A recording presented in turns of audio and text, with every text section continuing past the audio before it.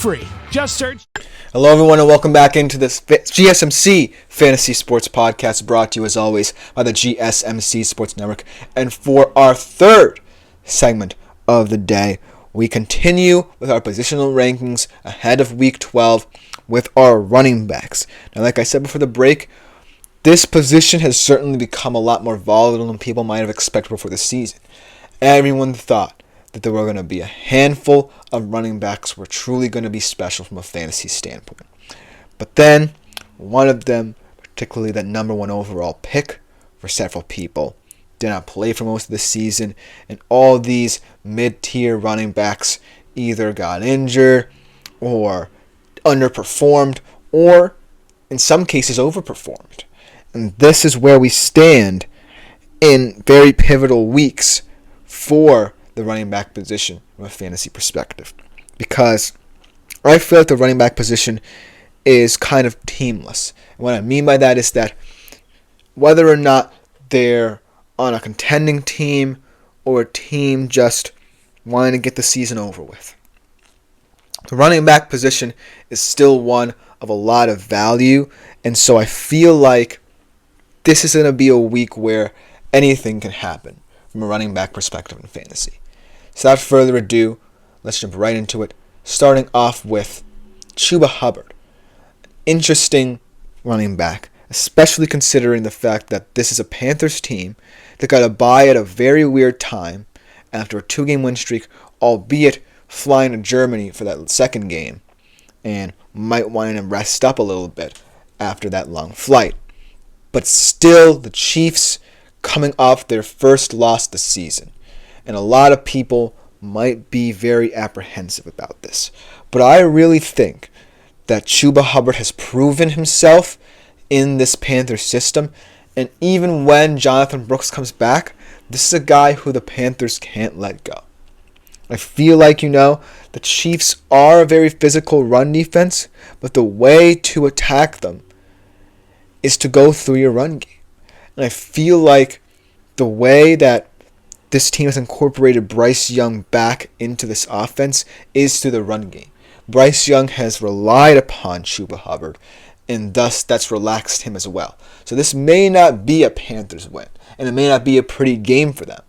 But I still think that the best way for them to move this ball against the Chiefs is through the running game, and I feel like Bryce Young and Chuba Hubbard have developed a rapport enough to convince me that perhaps Chuba Hubbard could be a surprising play from a fantasy perspective. Perhaps in a deeper league, because chances are if you're in a standard league, you might not want to take that risk. But still, I think this is an interesting matchup for him that I can do pretty well against. And I'm not saying that it's a winning situation for him, but it's a situation that I can't ignore because Chuba Hubbard has been that special for the Panthers over these past couple of weeks. So look for him to potentially surprise from a fantasy perspective against a very tough Chiefs run defense. Then, my second pick here had a big game last night and might have to do it again in another potential trap game for this Texans team. Joe Mixon, the fantasy running back of the week probably. 35.3 fantasy points, like I said, against that Dallas Cowboys team. And I feel like, for what it's worth, he's going to have to do it again. Like I said, these are matchups that seem tougher on paper than they do perhaps on the field, because a lot of people might be thinking, well, these defenses might, either rat these running backs up or actually dominate them. But this one is a weird matchup, right? Because I feel like the Titans are an under-respected defense, especially against the run. And they have a lot of depth up front that I feel could challenge this team, most importantly, challenge C.J. Stroud. And what C.J. Stroud can rely upon now is a guy like Joe Mixon. So look for this team to alleviate some of the pressure on C.J. Stroud by getting Joe Mixon the football. And I think he can produce, because what he showed against Dallas was that in these kinds of games, he's a very valuable player. I would love to see it against a more playoff-worthy team when they'll get their chances down the stretch. But for now, these very tough, quote-unquote, trap game-like matchups, a guy like Joe Mixon can be very successful because I think a lot of these lower-level teams, these lower-tier teams, want to key in on the run against some of these high-powered offenses. And so I think Joe Mixon can really attack that in the Titans and really make them reconsider their game plan. Because it's one thing to try and stop a guy like C.J. Stroud, even though he's not had a particularly good season. He's still an elite quarterback. But it's quite another thing to stop a tandem in Stroud and Mixon. So Mixon's going to make this very challenging for a Titans defense that want to draw them in this game. So look for this matchup to be very intriguing for a lot of fantasy football managers. And I really think, I'm still waiting for the Texans to say that they can win a game without relying on Joe Mixon too heavily. But until that day, he's the most important player from here on out in this Texans offense. Not Nico Collins, not T.J. Stroud, Joe Mixon. Because he's the only player who I think can really, truly carry this team to victory. Especially come playoff time, because they're going to have a tough run of it in the playoffs. They're going to face a lot of physical teams, and they're going to have to rise to the occasion. But Joe Mixon, I know I can rely upon above all else to really step up. So look for him to continue doing it, especially in games like this, like I said. Then, the third guy I want to mention, a guy who I kind of feel like has lost a little bit of his luster.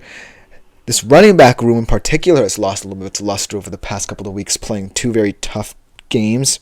But I think that this is a get-right game for this team and this guy in particular, just because I feel like the run game for this Commanders offense is going to become a point of contention and a point of discussion for this Washington Commanders team once they reach the postseason. Because I feel like, this can be a situation where the Commanders, much like what Texans did last year with Stroud, can win a playoff game or two. But they're going to have to rely a little bit more on the run game, starting with this week against the Cowboys, and particularly with Mr. Austin Eckler.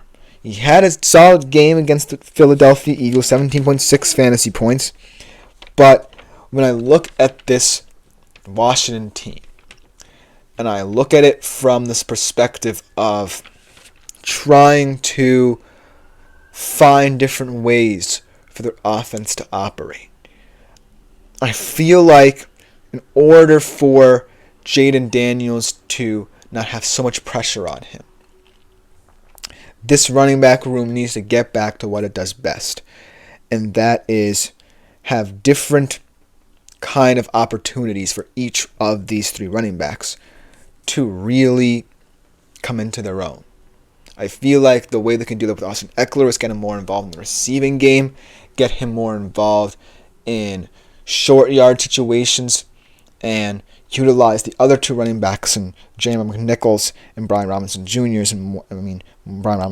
in more physical situations.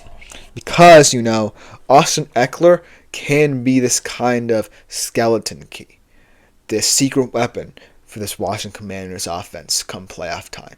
He's a very experienced, intelligent player, but also someone who I feel like, Jaden Daniels really connects with in this running back group in terms of what he wants to do himself.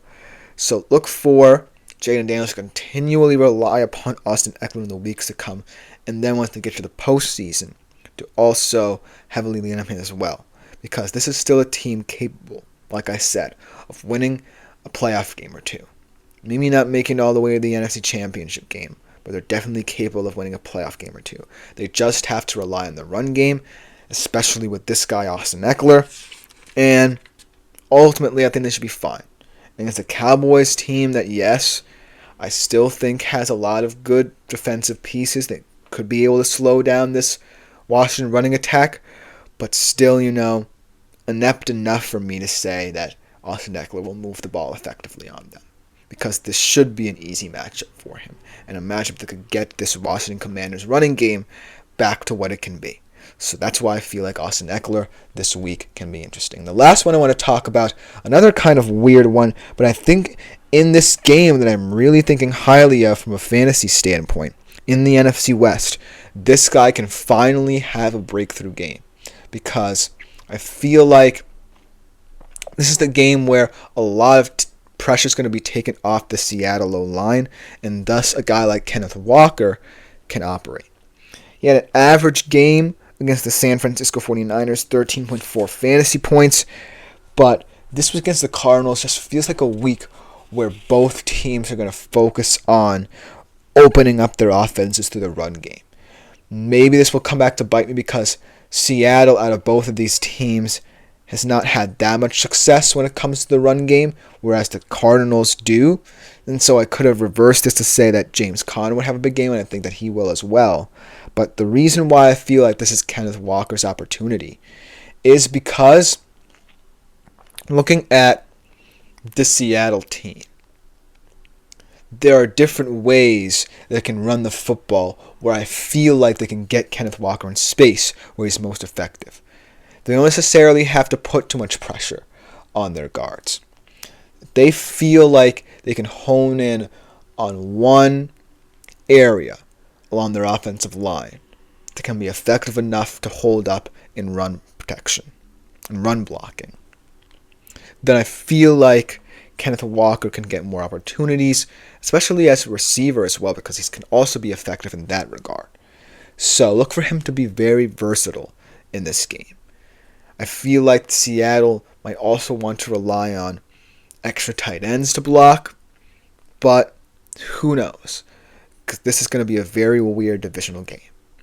But I still think Kenneth Walker holds merit in this matchup here, because this is a game for Seattle where all bets are off for how they look. They have to come out, though, with an offensive game plan that utilizes all of the weapons, and that includes Kenneth Walker. So that's why I feel like, in this game where any player from either team could be a fantasy star, perhaps one of the more least likely to do it steps up in the situation. And it's a huge burden on the offensive line for Seattle. It's asking a lot to say that Kenneth Walker can be effective in this one. But it's still something that I feel can happen just because I know how good Kenneth Walker can be in different opportunities. But just looking at this list again, these are all guys who perhaps we may have expected to see on a lot of lists for starts this week. But I just want to give some variation. They're not even, matchups in which I feel a lot of them would be favored in. But I still like this collection of players just because of what I know they can do for their offenses. I know what they're capable of, regardless of what their record says about them as well. And that's an important factor. Let me know what you think about this list in the comments, because coming next we continue with this positional rankings theme here with my wide receivers. Another versatile position. We'll be right back after this short break.